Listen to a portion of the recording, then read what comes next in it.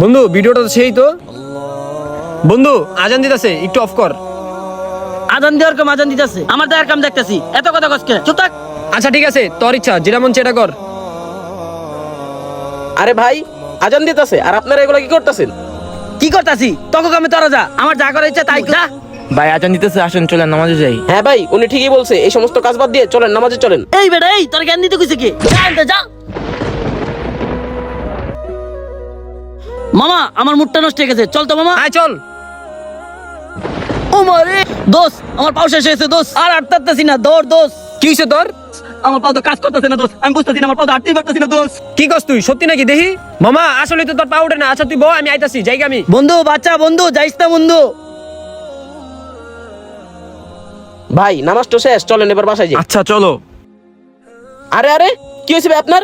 ভাই তুমি লাত্তি মারার পরে আমার পাও অবশ হয়ে গেছে, আমি কিচ্ছু করতে পারতেছি না ভাই। এই জন্য আল্লাহ তাআলা বলেছেন ইন্না সলাতা তানহা আনিল ফাহশাই ওয়াল মুনকার। নামাজ পড়ার কারণে সমাজে অসৎ কাজ এবং খারাপ কাজ থেকে আল্লাহ তাআলা বিরত রাখে। ভাই আমার ভুল হয়ে গেছে, তোমরা আমার মাফ করে দাও। ভাই আমাদের কাছে মাপ চেয়ে লাভ নাই, আপনি নামাজ পড়ে আল্লাহর কাছে মাপ চান, আল্লাহ মাফ করে দিবে। আল্লাহ তুমি আমার মাফ করে দাও, আমি আর কখনো পাপ কাজে জড়িত থাকবো না আল্লাহ। তো গাইস, আমরা চেষ্টা করবো সবসময় 5 ওয়াক্ত নামাজ পড়ার, কেননা 5 ওয়াক্ত নামাজ পড়লে আল্লাহ তাআলা আমাদের সব ধরনের বাজে কাজ থেকে বিরত রাখবেন।